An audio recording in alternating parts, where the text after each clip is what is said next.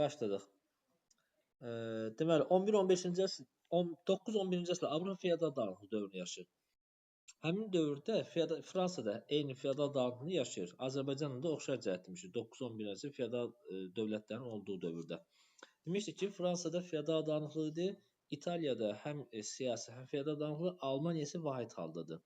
İndi burada bir belə məsələ vardır. Fransada kral hakimiyyəti zəifdir. Onun əlində sadəcə 2 şəhər var. Paris və Orlean şəhərlərini nəzarət edir. Geri qalan ərazilərdə isə ayrı-ayrı hersoq və qraflar sərbəstdirlər, müstəqildirlər. 10-cu əsrdə isə Fransada hakimiyyətə gəlmişdir Kapetinglər sülaləsi. 987-ci ildə, 987-də hakimiyyətə gəlmişdir. İndi şahidlər, Fransada feodal münasibətlərin inkişafı fərqli formada gedir. Yəni, Fransanın şimalı ilə cənubu arasında fərq var. Nədir bu fərq? Fransanın şimalında, belə bir şeydir. Burada çünki uzun-uzadı verəcəkdir. Mən qısa olaraq vacib yerləri qeyd etməyə çalışım. Fransanın şimalında, bir də cənubunda. Şimalda feodal münasibətləri inkişaf eləyir. Cənubda isə azad icmalar daha çoxdur. Azad icmalar. Yəni, cənubda azad şəhərlər mövcuddur. Şimaldan fərqli olaraq. İndi bunun mahiyyətini deməyə çalışım. Burada feodal münasibətləri yaranıbdır, inkişaf edibdir. Feodal münasibətlərini budur ki, feodal kəndlini istismar edir. Ona torpaq verilir, ondan vergi alır və getdikcə də onlar hansı hala salır? Təhkimli hala salırlar. Avropada belə bir şey demişdir, Azərbaycan fərqlicə. Cənubda isə azad şəhərlər var, azad icmalar var, yəni kəndlilər daha çox azad icmalar halında yaşayırlar, kimləsə asılı deyirlər. Buna görə də Fransanın şimal və cənubu arasında inkişafında nə var? Fərq var. Həm siyasi vəziyyətdə, həm də iqtisadi vəziyyətində. Digər məsələ, Fransada 12-13-cü əsrdən etibarən birləşmə gedir. Yəni, kral hakimiyyəti ölkəni birləşdirməyə çalışır. Bu dövrdə Fransanın bir hissəsi kimin əlindədir? İngilislərin əlindədir. Aydın oldu? İngiltərə əlində olması məsələsi necədir? Bunu biz birazdan İngiltərə mövzusunda deyəcəyik. Yəni, Fransanın şimalında olan Normandiya hakimi, Normandiya hersoqluğu, baxın burada, Normandiya hersoqluğu var bu ərazidə. O 1066-da gəlib İngiltərəni işğal etmişdi və İngiltərə mərkəzləşmiş dövlət qurmuşdu. İngiltərə dövlətini quranlar kimlər? Normanlardır. Fransadan gedənlər. Onlar həm İngiltərə ərazisində, həm də Fransadakı mülklərini öz əllərində saxlayırdılar. İzah edə bildimmi? Bu da nəyə səbəb olmuşdur? 13-cü əsrdə Fransa kralı ölkəni birləşdirməyə çalışdığı vaxtda, axı Fransa dağınıqlı dövrünü yaşayır 9-11-ci əsrdə və 12-13-də Fransa kralı ölkəni mərkəzləşmiş dövlətə çevirməyə çalışır. Bu zaman İngiltərə kralının əlində olan fransız mülkləri, buradakı mülkləri var. Həmin əraziləri də Fransa kralı alıb özünə tabe etmişdi. Onlardan biri də hansı ili? Normandiya ərazisi idi. 12-13-cü əsrdə Normandiya və Akvitaniya birləşdirildi. Kimə? Fransa dövlətinə birləşdirildi. 13-cü əsrdə. Baxın, burada qeyd edirik. 13-cü əsrdə Normandiya və Akvitaniya krallıqları birləşdirildi. Bəli, bunlar birləşdirildi Fransa dövlətinə. Yaxşımı? İndi burada Fransada kral hakimi getdikcə güclənir. O, mərkəzi hakimi birləşməyə çalışır. Və Fransanın da birləşməsi şahidlər, bu cümləni də sizə qeyd edirəm. Fransanın birləşdirməsi başlamışdır, ölkənin birləşməsi şimaldan başlamışdır. Çünki şimalda feodal münasibətlər daha çox idi. Cənubda isə azad icmalar və onlar birləşməyə çox da yaxın durmurlar. Bu səbəbdən şimaldan başlayırlar. Və belə bir fikir var idi. Bunu artıq həm feodallar tərəfdarlar dövlətin birləşməsidir. Çünki feodal ara müharibələrlə yorulmuşdur. Həm də aşağı təbəqə. Yoxsul təbəqə niyə istəyir birləşməni?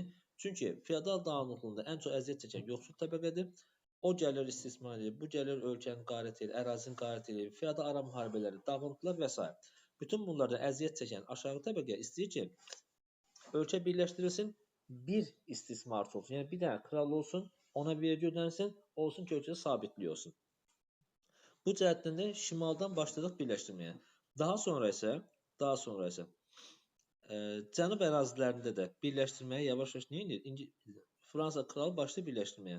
Bu dövrdə Tuluza qraflığını tabe elədi və artıq Tuzla qraflığı birləşdirildi. Fransanın demək olar böyük bir hissəsini əlinə keçirmişdi. Və artıq belə bir şey deyib, həmin vilayətlərə Fransa kralının təyin etdiyi canişinlər nə edirdi? İdarə edirdilər. Bu da hələ son deyil. Baxaq görək vəziyyət necə dəyişir. Baxın, topluda olan bir ifadəni burada qeyd edəcəksə, artıq kralın əhatə dairəsi genişləndiyinə görə o nə edir?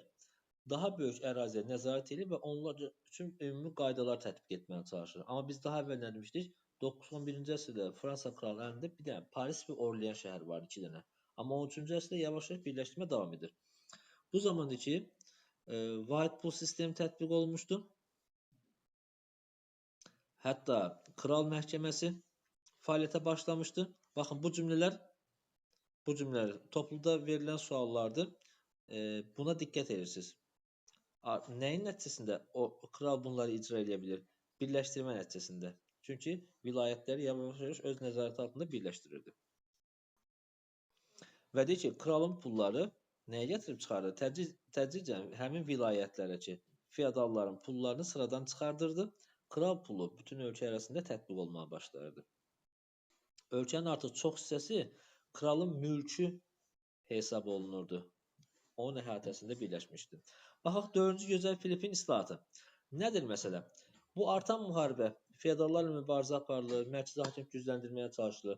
Bu artan müharibə nəyə ehtiyac yaradır? Pul lazımdır bizə. Yəni, pul nə üçün lazımdır? Ordu saxlamaq üçün. Ordunun ehtiyacını təmin etmək üçün çoxlu pul lazımdır. Buna görə də kral kilsə torpaqlarına vergi təyin etmək istəyir. Amma bu zaman bilirik ki, kilsə kimin nəzarətindədir? Rom papasının nəzarətindədir. Bu səbəbdən də Rom papası buna etiraz elədi.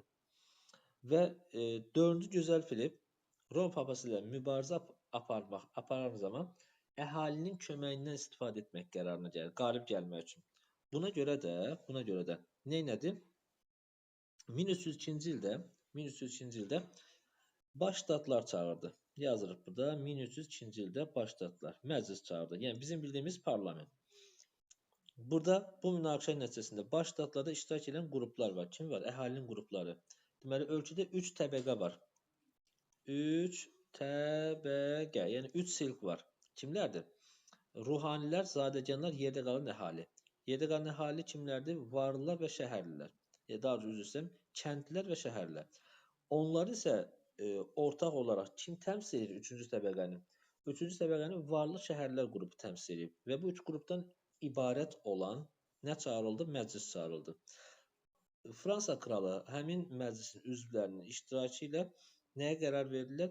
Kilsə torpaqlarına vergi qoymasına qərar almış oldu. Nəticədə kral ilə Roma papası arasında aparılan mübarizə nəticəsində Fransa kralı 4-cü Gözəl Filip qalib gəldi.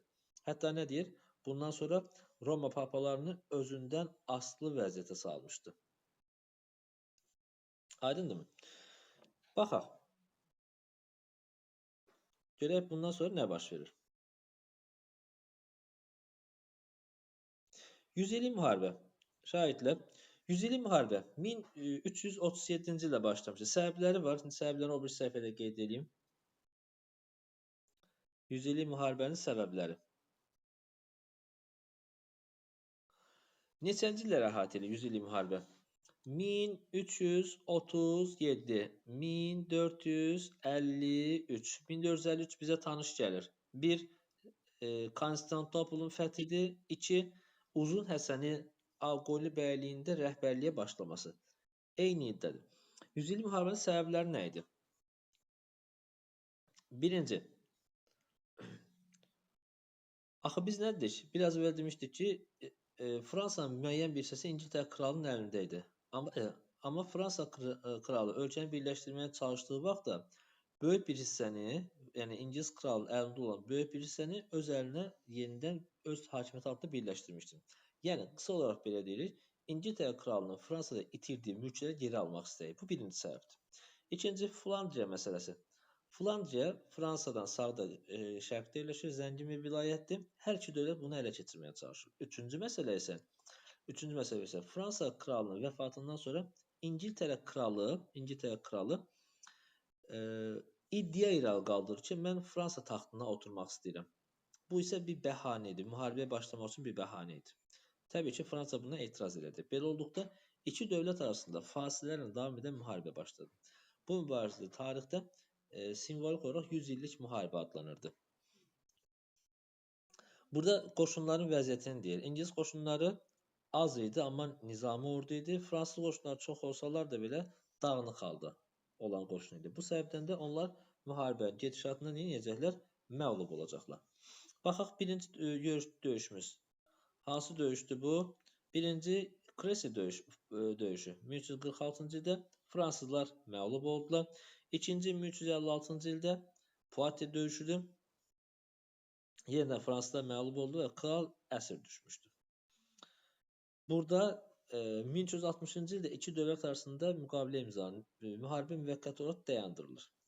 Amma burada yazmış 1360-cı ildə Fransa ağır şərtlərlə müqavilə imzalamaq məcburiyyətində qaldı.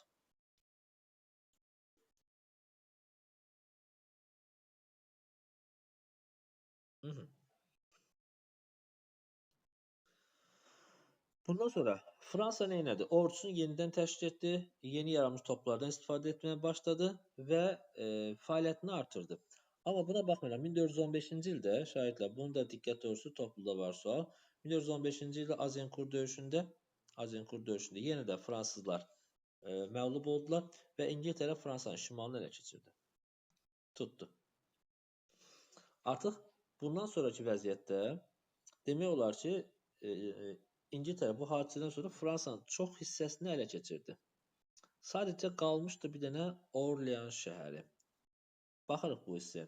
İngilislər Orleans şəhərini mühasirəyə aldılar 1429-cu ildə. Əgər Orleans şəhəri tutulsaydı, Fransanın taleyi həll olurdu burada. Mühasirəyə, yəni müdafiəyə daha doğrusu, Orleans şəhəri müdafiəsində Jeanne d'Arc adlı bir qadın rəhbərlik edirdi. O, xalq arasında həm hörmət qazanmışdı, həm də belə deyim, əhval-ruhiyyəni artırdı ki, döyüş əhval-ruhiyyəsi qurmaq lazımdır, vətənimizi azad eləmək lazımdır, İngilisləri qovub çıxartmaq lazımdır, biz qalib gəlməliyik. Bu ideyalarla, bu düşüncələrlə onlar arasında, fransızlar arasında da qalibiyyət əhval-ruhiyyəsini artırdı və nəticəsi həqiqətən də oldu. Yəni 1429-cu ildə Orleans ətrafında fransızlar qalib gəldilər.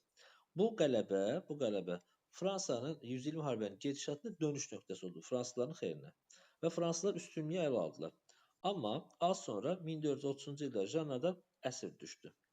Onu Burqundlar xəyanət edirlər, ələ keçirdilər və satırlar ingilislərə. İngilislər isə Jeanne d'Arc'ın xalq arasında nüfuzunu aşağı salmaq üçün onun üzərinə şəraitlər. Deyirlər ki, Jeanne d'Arc cadügərdir. O, xalq arasında cadügərlik edərək hörmət qazanmışdı. Bu şəkildə onun nüfuzunu aşağı salmağa çalışırlar. Onu edam etdirdilər və Fransa kralı da onu azad etmək üçün heç bir tədbir görmədi. Niyə görə? Çünki Jeanne d'Arc'ın nüfuzundan qorxurdu, ehtiyat edirdi. Buna baxmayaraq 100 illik müharibənin sonuna yaxın İngiltərə, yəni Fransa kralı daimi qoşun yaratdı və bunun hesabına əsaslı dönüş əldə etmiş oldu. Nəticədə 1453-cü ildə 100 illik müharibə başa çatdı. 100 illik müharibə bitir və sadəcə bağlamış müqaviləyə görə Calais limanı ingilislərin əlində qaldı. Calais limanı. Bu artıq nə deməkdir? Bu müharibədə kim qalib gəlmişdi? Fransa qalib gəlmişdi. 100 illik müharibə bu şəkildə qalibiyyətdən başa çatdı. Baxaq.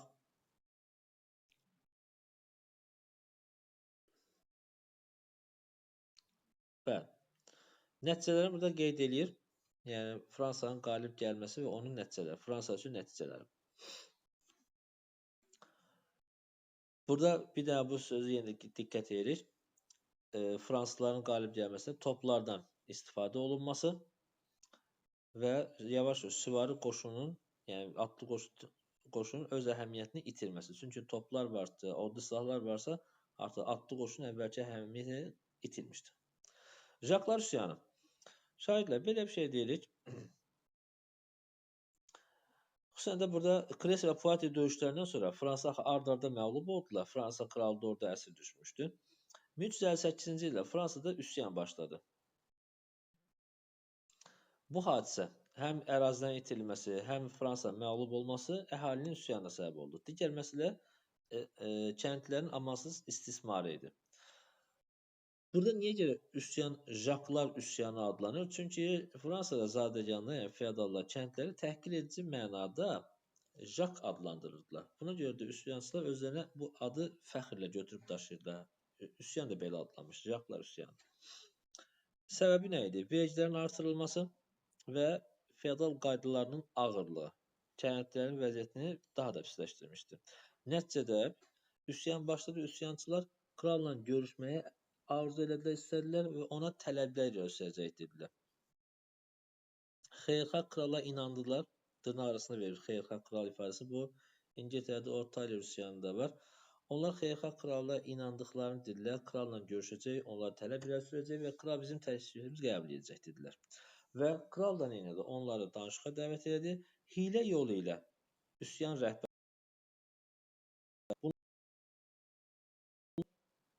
pərən-pərən düşdü üsyançılar və amansızlıqla üsyan yatırıldı. Üsyan yatırılmasına baxmayaraq, baxın üsyan məğlub oldu. Buna baxmayaraq nəticəsiz qalmadı.